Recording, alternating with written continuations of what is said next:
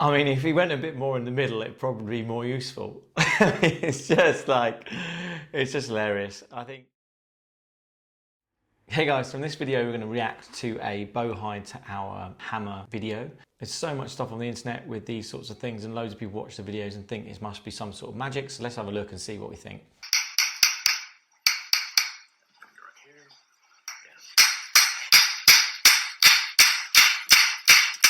Okay, for a start, it's like the human body is not a machine.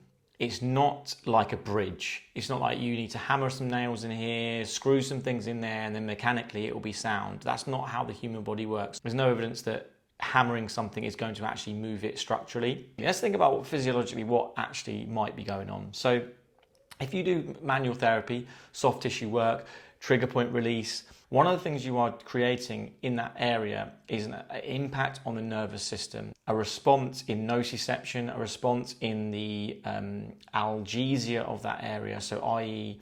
how much a nerve feels pain. If you're reducing pain in that area, if you're changing the way the nerves are responding, if you move your arm or move your shoulder or neck or back after that, do you think that's going to have an impact on how it feels to you? Of course, it's going to. It's going to have an impact on the way your body moves, especially if, as he's doing here, you're creating those movements or that hammering technique with the patient moving. And I think like a lot of these things, it's the placebo of it. It's the drama of it. It's the, oh God, he's hammering me back into place and thinking that it feels good. So therefore, subconsciously letting go of tension in those muscle groups or in that area that allows you to move better. As you move better, again, you get that positive reinforcement, you get that feedback that it feels good, it feels okay to move, and boom, suddenly you're moving better and everything feels great. And you put that down to the hammer when in fact, and in reality, it's nothing to do with the hammer. Good.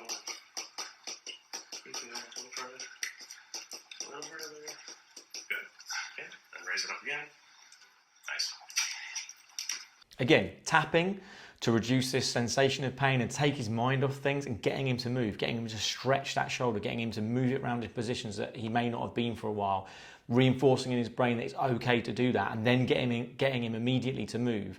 And he feels a bit better and it looks a bit better. Well, yeah, of course. It's no wonder that it does. And then this time you're going to bring it a little lower like that. Perfect. All right. Go ahead and reach back. Keep going. Much better. Keep going. All right. And I see this with so many chiros and lots of physios as well. And probably I've done it in the past. You're doing a technique, you're doing something, oh, that's much better, so good. And you're just giving that patient that reinforcement. You're giving them the reinforcement that it's okay to move. The difference and the problem I have, and I've said this on videos before, is that when you reinforce it, that they're better, and you're reinforcing that in an environment where the context is the fact that you're doing something to them, that you're the one that's providing that relief, they will go away and think, I need the hammer, I need the manipulation, I need this or that to move. Often that isn't the case. And actually, if we can teach people the tools that they need to move well without needing us, then they're going to be able to manage their back pain better. They're not going to be as fearful around their back or their neck or whatever it might be. And it means that they're going to have locus of control of their problem. They're going to have control of their issues and not need healthcare as much, which ultimately is a good thing for them and for us. Push your neck straight back towards me. And straight back. Straight back. And look up all the way. Keep looking up. Again, I notice a lot of these videos here, getting him to move, he's getting him to push into it, he's getting him to push into pain, he's kind of poking the bear of pain, he's kind of teaching the patient it's okay to move into it. A lot of this is nothing to do with the hammer. It's to do with the fact that he's getting him to move, he's getting him to go into those positions which is awkward, he's getting him to move that body to create this feeling of, I can do this, it's a bit painful, but it's okay, I've got this medical professional here who's telling me what to do and it's okay to do this. A lot of this has nothing to do with the hammer whatsoever. It's literally to do with that context of moving and he's getting things going. That's the real thing that's giving the benefit here. I also noticed as well that he seems to be using different tools for different areas. Now, I would love to see the evidence around that. I think it's literally, again, smoke and mirrors. It's about creating some performance element to it. I don't think that there's no reason why that one tool would be more effective than another. All you're doing, as I said a minute ago, is creating an impact on a neurophysiological system. You're not putting anything back into place. You're literally creating a momentary reduction in pain through the nervous system that means that that body can move better without as much pain.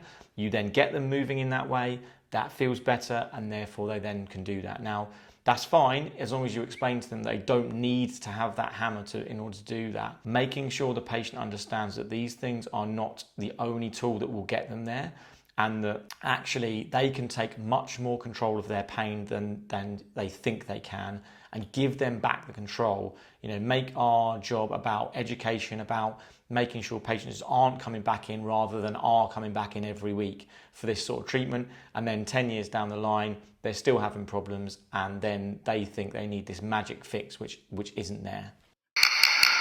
Little forward. Push your neck straight back. A little harder. Straight back. Like you're trying to tuck your chin. Now look right again. How about that one? That was more for you. One more, same spot. Push straight back. Straight back. And look right again.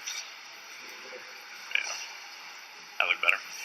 Again, the classic, yep, that looked better. I mean, what's the patient going to say to that? He can't say no.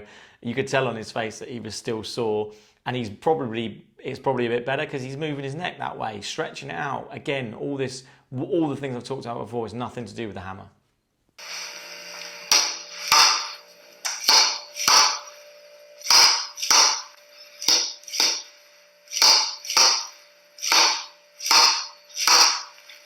I mean, if he went a bit more in the middle, it'd probably be more useful. It's just hilarious. I think, you know, the thought that these hammer techniques are any better than anything else is laughable. I know plenty of chiros as well who are fantastic chiros who use manual therapy techniques, but they do that alongside evidence-based exercises, evidence-based management. They do it alongside lifestyle. When you only look at the mechanics and you think about it like you are a mechanic, you're not a mechanic. The human body is not a car. It doesn't respond like that. And if you think that it does, then you're either not reading the research, you're ignorant, or you're just trying to pull the wool over people's eyes, which I think is not good and I don't like it. So I think that there's so many chiros out there that are fantastic. I'm not having to go at chiros as a whole because I know that every professional is different. They make different decisions, they do things differently. But if you are someone that is selling these sorts of things as a fix, as the sort of thing that patients really need, then I think you're basically bullshitting people and you're taking their money in order to do that. So those are my thoughts on hammer therapy. Quite a funny video to watch. I'm sure there's plenty of people out there that watch the video that will say that it's amazing. If you've had it done, that's great, like fine, not a problem. But I would just implore you to not believe that that's the only thing you need to have treatment-wise. You know, comment below what you think of the hammer therapy. Have you tried it yourself? Have you used it yourself? If you're a professional out there, and if you have used it yourself, let me know about the evidence. You know, let me know if there are studies that show that it works better than other things, and what the proposed benefits are. I'd love to know what the actual proposed scientific benefits of these sorts of treatments are. It's always interesting. I always hear comments about when I do chiro videos or videos on these sorts of things being quite negative, which is fine. Like, everyone's entitled to their own opinion. Again, I'm not saying chiros are bad at all. I've put my points across about the fact that chiros are really good professionals. I'm not having to go at chiros, I'm just having to go at the individual treatment because I don't think it does what chiros say it's doing. And the way it's being portrayed, I don't like that line of thinking in terms of that you're putting something back into place, you're hammering something and it's just not necessary, it's not needed. The different types of hammers are hilarious in terms of the colours. Again, a lot of this I think is just pure theatre, pure smoke and mirrors, and they're doing it to get lots of views on YouTube as well, which ultimately then he's doing. So yeah, it's an interesting one. You guys let me know what you think. I will look forward to the comments, and I'll see you again on the next one.